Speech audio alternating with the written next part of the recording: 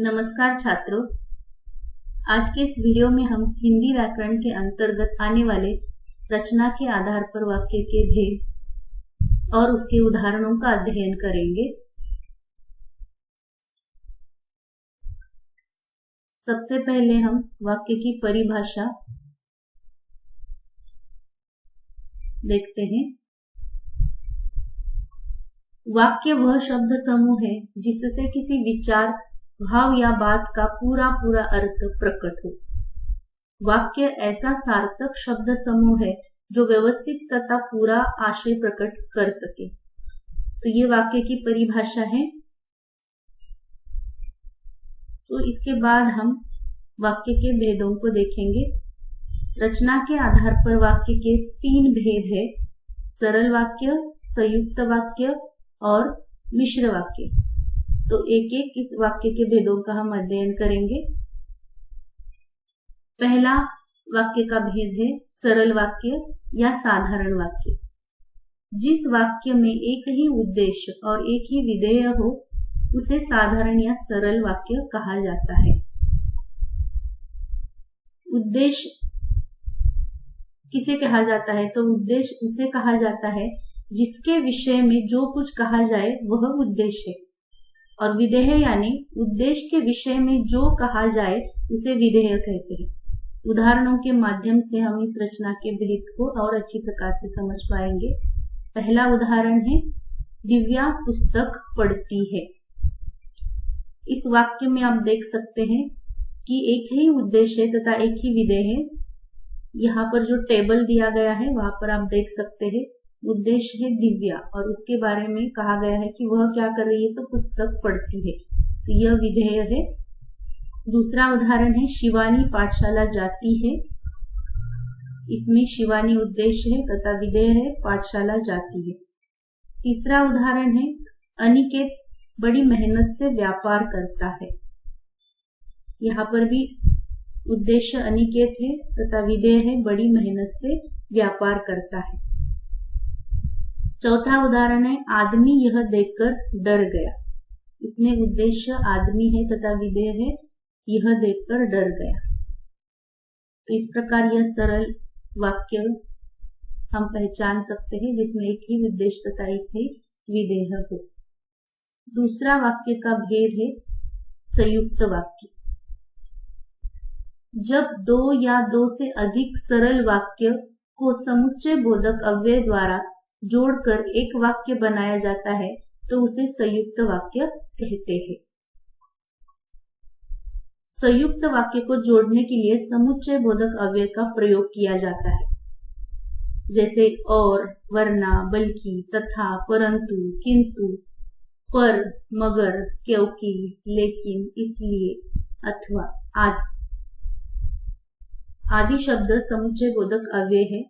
तो 2 वाक्यों को जोड़ने के लिए इन समुच्चय बोधक अवयवों का जहां पर उपयोग होता है वह संयुक्त वाक्य कहलाता है।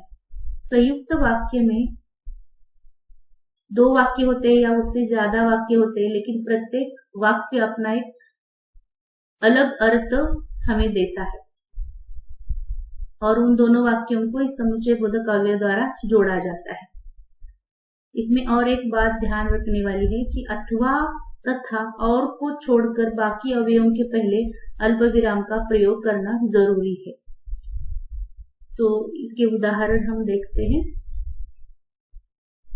पहला उदाहरण है, मैंने खाना खाया परंतु मेरी भूख नहीं मिटी। यहाँ पर 2 वाक्य है, आप नीचे के टेबल में देख सकते हैं। मैंने खाना खाया, यह पहला उपवाक्य है तथा दूसरा उपवाक्य मेरी भूख नहीं मिटी, और इसे परंतु इस समुच्चय बोधक अव्यय द्वारा जोड़ा गया है।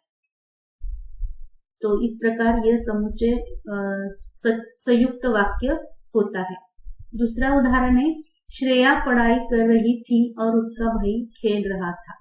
यहाँ पर भी 2 वाक्य है तथा और इस समुच्चय बोधक अव्यय ने इन दोनों को जोड़ दिया है। तीसरा उदाहरण है, मनोज ने बहुत समझाया लेकिन पिताजी नहीं माने। यहाँ पर भी पहला उपवाक्य है, मनोज ने बहुत समझाया। दूसरा उपवाक्य है, पिताजी नहीं माने, लेकिन इस अव्यय ने इन दोनों वाक्यों को जोड़ दिया है। इसलिए ये संयुक्त वाक्य कहलाएगा। चौथा उदाहरण है, अजय ईमानदारी से काम करता है इसलिए उसे इनाम मिला। यहाँ पर भी हम देख सकते हैं कि इसलिए इस अव्यय ने दो वाक्यों को जोड़ दिया है। तो इस प्रकार संयुक्त वाक्य होते हैं। इसे हम बड़ी आसानी से पहचान सकते हैं कि जो अव्यय द्वारा जोड़े जाते हैं वो संयुक्त वाक्य कहलाते हैं। तीसरा भेद है मिश्र वाक्य या मिश्रित वाक्य भी इसे कहा जाता है। इसकी परिभाषा इस प्रकार है, वाक्य में एक मुख्य वाक्य और एक या उससे अधिक आश्रित या गौण उपवाक्य हो उसे मिश्र वाक्य कहते हैं। मिश्र वाक्य को जोड़ने के लिए जो, उसे, यदि, तो, जहां, वहां, जब, तब, जैसा, वैसा, कि आदि अवयवों का प्रयोग किया जाता है। और एक बात हम इसमें ध्यान में रख सकते हैं कि आश्रित वाक्य का स्वतंत्र अर्थ नहीं निकलता है। ये मुख्य वाक्य है, वही पूर्ण अपना अर्थ देता है। उदाहरण देखते हम, यदि बारिश हुई तो अनाज अच्छा उगेगा। यहाँ पर दो उपवाक्य है, लेकिन इसमें से एक मुख्य वाक्य है तथा दूसरा है वो आश्रित उपवाक्य है। यहाँ पर आश्रित जो वाक्य होता है यानी गौण वाक्य जो होता है वो स्वतंत्र अर्थ नहीं देता है, वो मुख्य वाक्य पर आश्रित होता है। यहाँ पर हम उदाहरण देख पाएंगे कि यदि बारिश हुई तो अनाज अच्छा उगेगा। यहाँ पर आश्रित वाक्य है यदि बारिश हुई और मुख्य वाक्य है तो अनाज अच्छा उगेगा।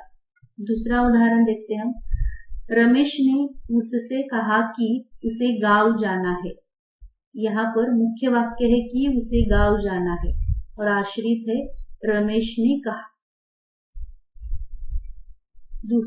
तीसरा उदाहरण है, आम वहां गिरा जहां सीमा खड़ी थी। यहाँ पर हम देख सकते हैं कि मुख्य वाक्य है आम वहां गिरा, तो कहाँ गिरा, तो आश्रित है जहां सीमा खड़ी थी। चौथा उदाहरण है, उसे जो मेहनत करता है उसे फल अवश्य मिलता है। यहाँ पर मुख्य वाक्य है उसे फल अवश्य मिलता है, तो किसे आश्रित वाक्य है जो मेहनत करता है। तो इस प्रकार यह मिश्र वाक्य पहचाने जाते हैं, मुख्य वाक्य और आश्रित वाक्य। तो हमने आज के इस वीडियो में रचना के आधार पर वाक्यों के 3 भेद देखे, सरल वाक्य, संयुक्त वाक्य और मिश्र वाक्य। मुझे आशा है कि आपको ये वाक्यों के भेद बड़ी अच्छी प्रकार से समझ में आए होंगे। आज का वीडियो मैं यही खत्म करती हूँ। धन्यवाद।